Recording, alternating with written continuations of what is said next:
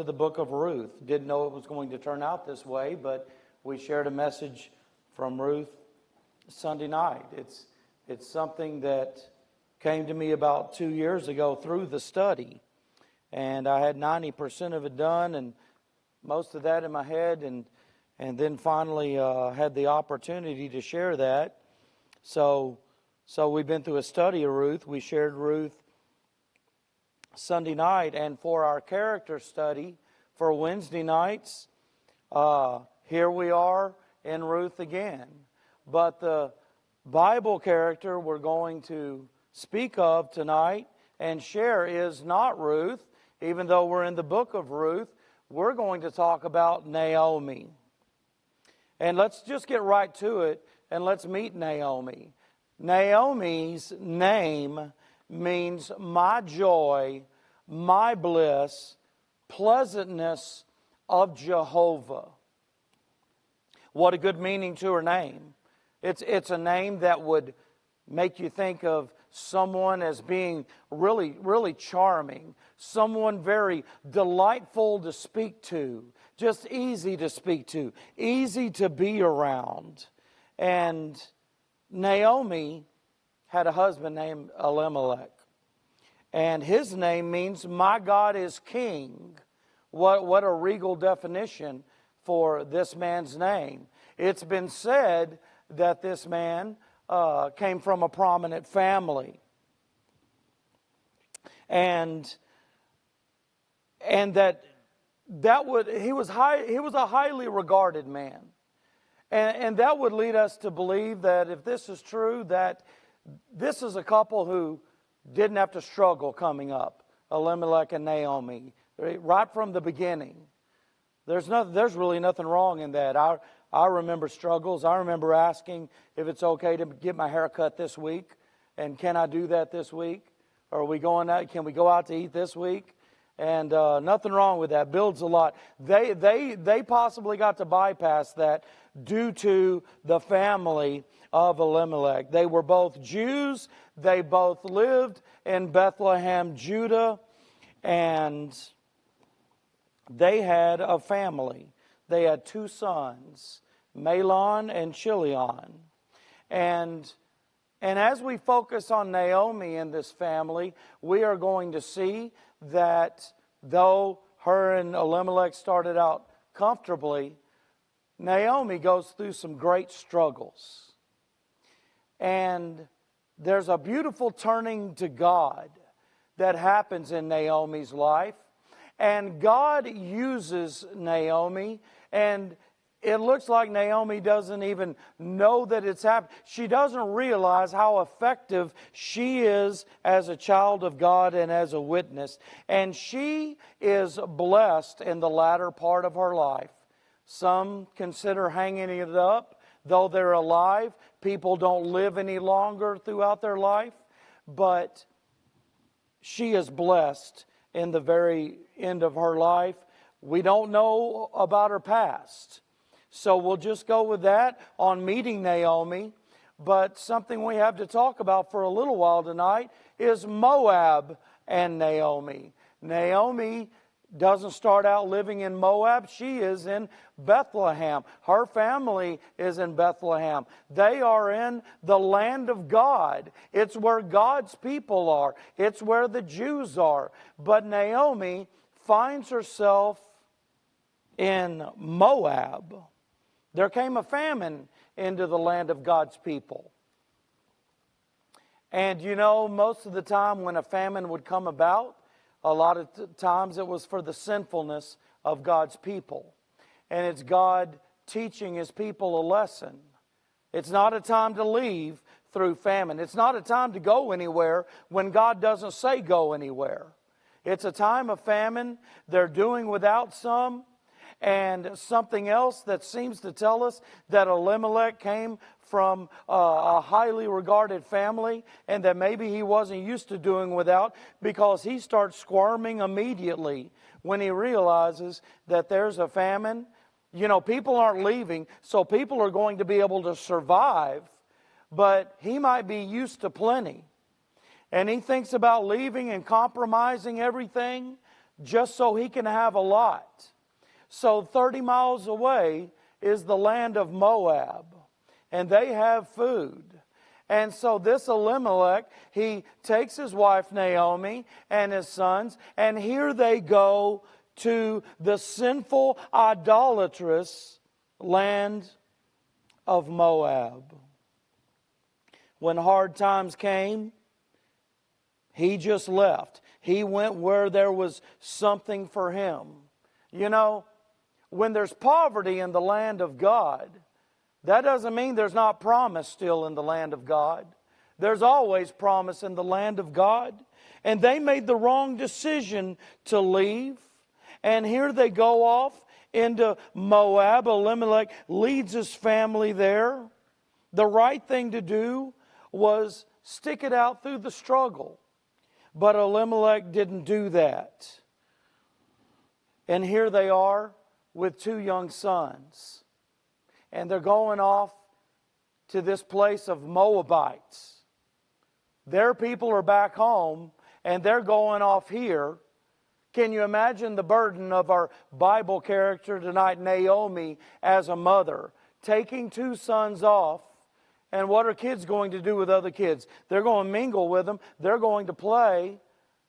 And she goes off with the burden of what might happen to her sons. Because under Jewish law, there was only supposed to be the marrying of Jews. They weren't to go off into these other people groups of godless people. And yet, here they go moving into this environment, taking their kids into this environment. And the mother was burdened for great reason, because all of a sudden here, now we see that these two sons, they are mingling among the Moabites, and they are going outside of the law of their people, and they are taking themselves wives of Moabite women. And the result of a lack of faith is already starting to surface. They go off not trusting the Lord to meet their needs and to learn the lesson the Lord has for them. They're going off for substance, for stuff, and they're suffering the results from it. Their boys marry the Moabites. You know, there are always consequences for actions, and now Naomi has two Moabite daughters-in-law. And you know what's happening when you make a decision like this? They're going off to this place and they're adapting to the area, you know, they're starting to become somewhat desensitized. And, you know, they take these daughters-in-law in and they're in the land. I mean, a choice of going there is the adapting of the environment that's going to happen in a lot of ways. So here we have this woman, Naomi, and she finds herself following her husband, his lead, and they're living in a foreign land. They're dealing with their sons conforming to the environment that they have been placed in. And so you have Moab and Naomi. This is what her burden is. She's having to be here and she's having to deal with this. But things get worse in the matter of just looking at the decision made. All of a sudden now we have misfortune in Naomi. Naomi is having to deal with death all around her. Her husband dies in the land of Moab. Her two sons die in the land of Moab. She's having to deal with death all around her. I mean, there is nothing left of flesh and blood in relation to her and Moab. Moab is living up to its name as a city now. The name Moab, it means nothingness. It means wasted. And Naomi is fully experiencing a nothingness and a wasting in this land. She is getting older, Naomi is. She is unable to meet her needs for herself. She is not able to physically work anymore. She is truly a woman of sorrow. She could just hang it up right there. She could just call it quits. She could do what Aunt Coot did. Aunt Coot just lost a desire for life after bad things happened in her life. And she just sat around. And she was alive, but she wasn't living. And there wasn't much to Aunt Coot for many years. And Naomi could have done this. She could have just stayed there in that land of nothingness where it was all blah. She is overwhelmed with the devastating things that have come up in her life. And she could have just thrown her hands up and said whatever. But she doesn't do that. She starts missing her roots. She starts missing her homeland over there in Bethlehem. Oh, she has friends back there. She has family there. She hears that there is food in the land of God's people again. And she decides she wants to go. She is turning back to the Lord. What a great decision to make. She could become bitter over all the devastation of death that she's experienced. And she could just shake her fist at God. But she wants to go home. She makes a plan. She decides she's going to make the trip back. She gets together with her daughter-in-laws and she tells them, look, I'm going home. There's nothing else that I can do for you here. I'm not going to have more sons that you can marry. You know, I'm no good for you. I'm going to go back home. You stay here in your land. You stay here among your people. You marry again. You do your thing, whatever. I'm going to make this journey and I'm going home. And they talk about it, and the daughters-in-law, they plan to walk and to journey with Naomi to the border of Moab. See her off at least that far, and then she needs to make it the rest of the way. So here these three widows go. And they go off and they make their journey and they come to the border of Moab. And then all of a sudden the waterworks start coming. And they start boo-hooing and crying over one another. And Naomi, being the older one, the mother-in-law, the leader, she encourages them that, look, you just go back, both of you. Go back and make yourself a land there. Over in the land of the Jews, it's going to be a problem if a Moabite. Y'all just go on home. And Orpah is one of the daughters-in-law. And she goes back. You can imagine her walking away crying. You can imagine the sadness of her. But she goes. And then there's another daughter-in-law. And she's still standing there. She's still there with Naomi. And Naomi says, you go on and go with your sister. And you go too. And Naomi she just can't do it. She doesn't want to do it. She begs and she begs for her mother-in-law to please take her. She embraces her, she holds her, and she pleads that she might go with her. And that's where we go from the misfortune of Naomi to the ministry and Naomi. Naomi doesn't see it, and people don't see it when God's looking to do something amazing in our lives. Think of Joseph of the Old Testament with jealous brothers and the way they treated him. And he ends up in Egypt. And Joseph mistreated there in many ways, but he ends up in such a position to provide food for all of his family, and that promise that God made to Abraham to make him a great and mighty nation. It's the continuing of it that happens there by all that God did through Joseph's life. What his brothers meant for evil, God meant for good. God was up to something good through all of these things that Joseph was going through. You might think of Joseph in the New Testament with this fiancee, Mary. They're not married yet, and so it's a puzzling thing that she would be with child in the womb. And what a dark day for Joseph. What a shocking day for Mary. And yet God was up to the greatest thing that He's ever done. He was going to become flesh and dwell among us and come to save His people from their sins.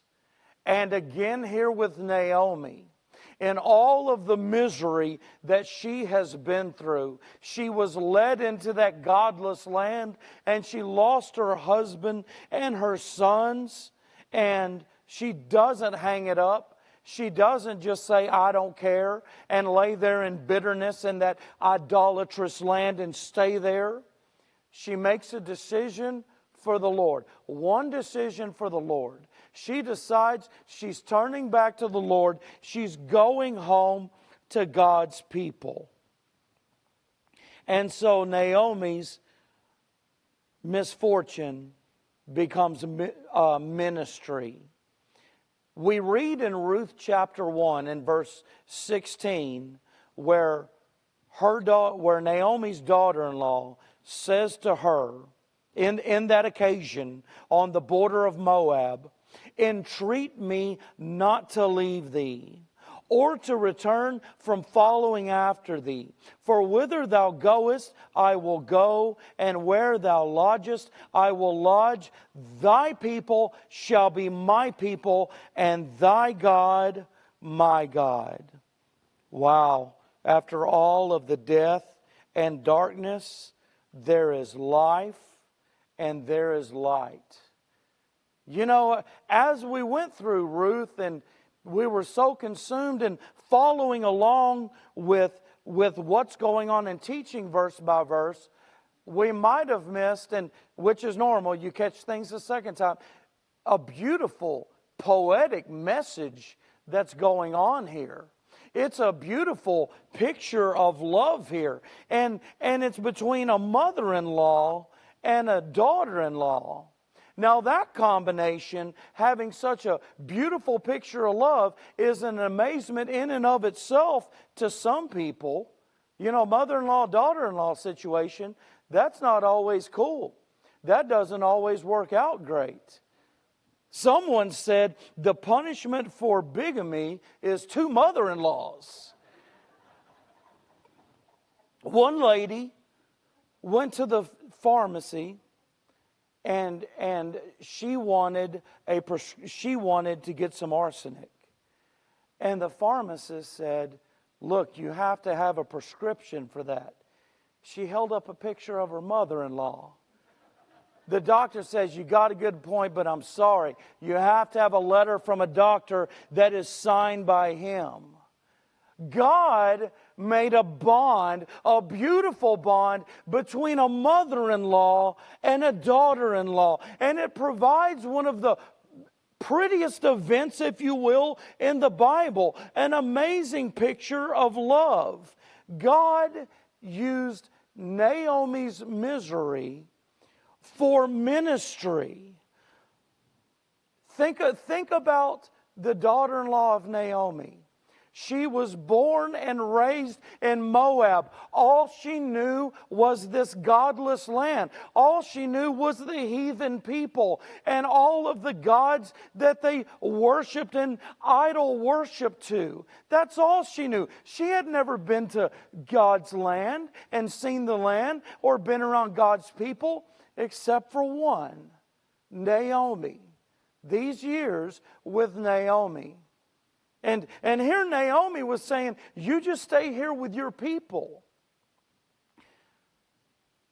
But Ruth made an observation and made a decision. She looked at her land and her people and their God or their gods, and she looked at her mother-in-law and what she could see of her mother-in-law's God in her. And she chose Naomi's God and her people without ever having been there. God was setting up and using Naomi for ministry in her life. It was a wrong decision to go there, but God takes these situations and He can always bring something good out of it. And here we have the good of Ruth choosing the God of Israel. Ruth was saved somewhere in the midst of all of this. It may be during that testimony of verse 16 that she was talking about. And Naomi was very significant, was an instrument in her daughter-in-law coming to know the God of Israel, believing in the Messiah, knowing the Lord. What if Naomi would have called it quits? What if people would have said, I don't blame you. Look at everything you've been through. I don't know how your mind could be working right or your head screwed on right at all. I wouldn't blame you. What if she would have just, dried up and blown away and called it quits and all of that stuff over her husband and her sons? She didn't. She chose to turn to the Lord, and in that decision, look at what the Lord has done. He, through one of His children turning to Him, there was another who was turned to salvation, and they were saved. And it may be right here that she was saved. Wherever it was, Ruth was saved. And it was a result of the witness of Naomi. What do we learn from Naomi? Life's greatest losses can become our richest gains. We've got to see through the poverty. We've got to see through the problems that the providence of God is always going before us in a very special care to do something amazing in our lives. That's what God does in calamities. He uses us and He does great things. We're to hang on there in our problems and not deny or dismiss the providence of God, but trust that He is always going before us. He leadeth me beside the still waters. Through the valley of the shadow of death, He is leading us. And we learn this from the ministry of Naomi. But look, Ruth gets saved. Praise the Lord. But it doesn't end there. God's use of Naomi doesn't end there. What God does with Ruth doesn't end there. So we see matchmaking in Naomi as we would continue through this story, this biblical account. Not only is there deliverance from sin for Naomi's daughter-in-law, but now there are blessings that follow. And God is using Naomi in the blessings that follow as well. Here you have Naomi and you have her daughter-in-law. You have a Moabite and you have Naomi who's been away. Maybe there's some shame in her life. Maybe she's a little nervous about, entering into the land. She wants to go. She is going. It's sweet to her. It's strange to Ruth. There's a lot going on here. But here these two women clinging together make their entrance back into the land of God's people. And they create quite a stir. They don't have a single thing. They have no food. They are homeless. They have nowhere to go. They're clinging to one another in poverty. And so here they come into the land, and Naomi, she has zero to offer. Zero she can put forth, really. She can't go work in the field. Her back's not up to it. She can't do that. She just can't do much. But she had a daughter-in-law who saw the Lord in her, and her mother-in-law is everything to her, and she is willing to do the work for both of them. She's willing to go out and to find some work and work her fingers to the bone and to break her back to feed them both.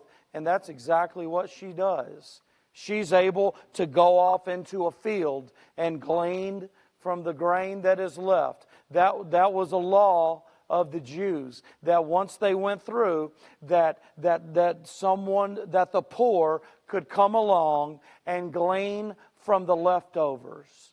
And that's exactly what Ruth did for the both of them.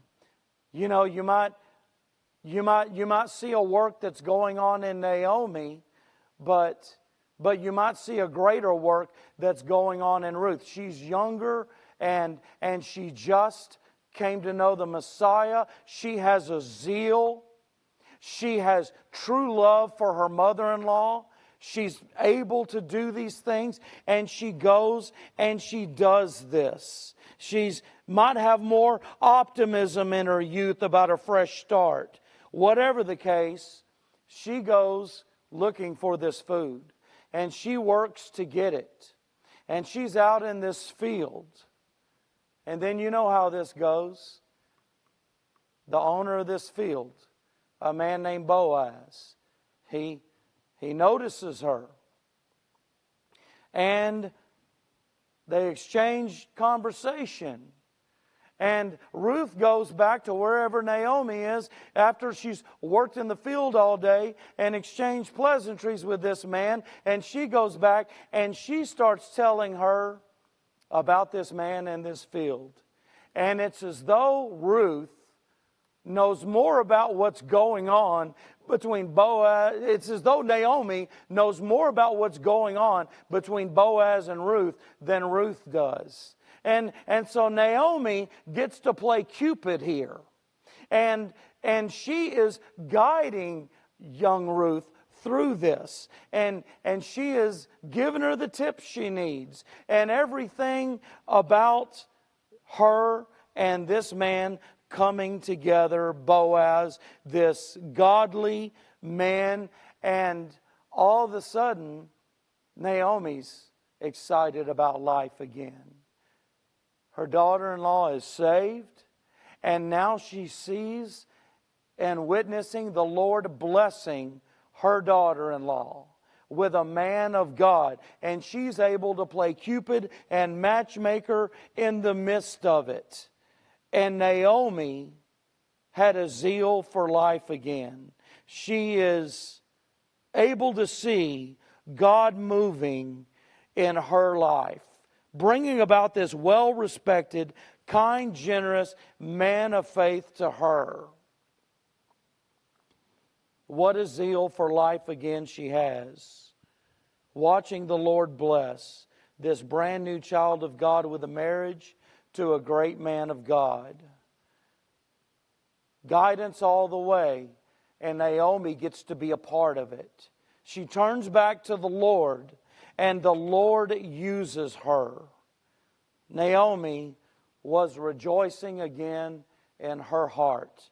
Look what God has done for her. She was living up to her name again. My joy, my bliss, pleasantness of Jehovah. It was restored to her life again from a true turn back to the Lord. She was filled by Him.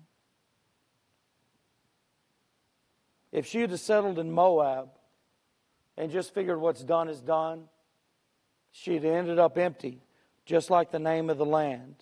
And she'd have finished her life there. But look what happened when she came back home. She went back home is what she did. I've heard of members of churches.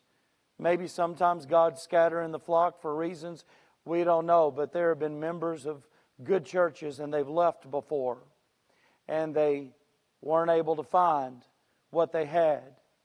And when they come back, they have said the words, I needed to be back home. I've come back home again. Naomi was back home where she belonged, full of joy and full of bliss in her old age. You might consider the Messiah and Naomi, because the other night we talked about a son for Boaz and Ruth, Obed. His name meant worshiping. Well, this is the grandson of Naomi. And there was a great-grandson named Jesse. And there was a great-great-grandson named David. And ultimately, after all of this, the Messiah was brought about through the lineage here.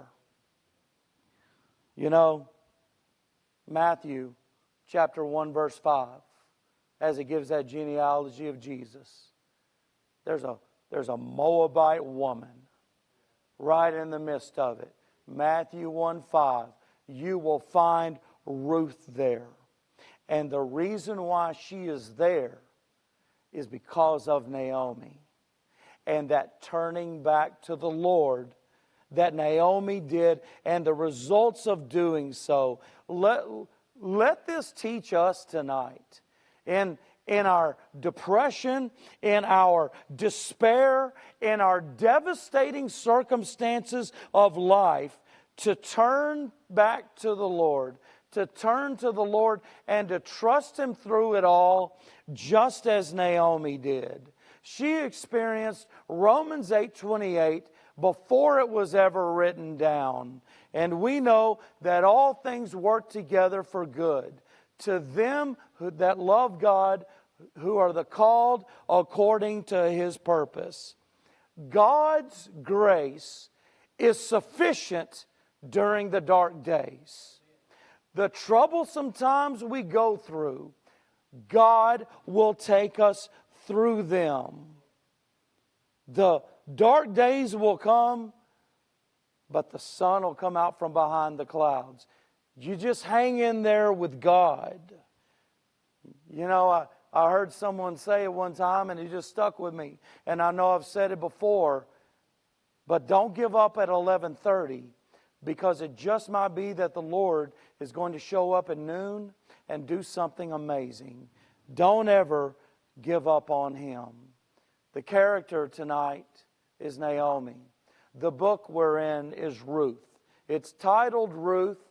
Ruth is the one who is showcased here.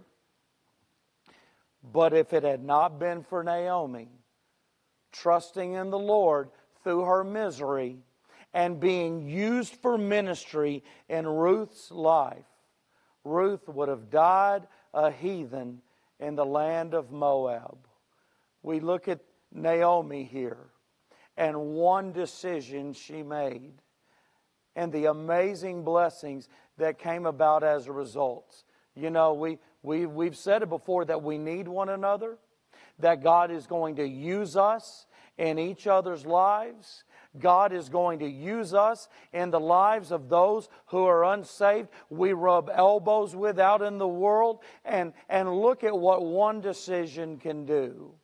Someone was saved as a result, and someone was used to lead another one along into the amazing blessings that God had for them. Let us hang in there like Naomi. And when we look at our burdens and we look at the problems going on, let us look to the Lord and say, that's where I want to be. Keep me at home here. Well, that's it for tonight. And I don't know. We go through characters of the Bible. We teach through books of the Bible. But as we look at a character, it just kind of brings a lot of things together. And not only knowing who the person is, but knowing the book more. And we'll see how long this goes on. I'm enjoying it. And somebody said the teacher gets more out of it than those who hear, but I hope that's not the case. And we're all blessed, and we all learn from His Word. And tonight I'm going to ask that Brother Terry Metter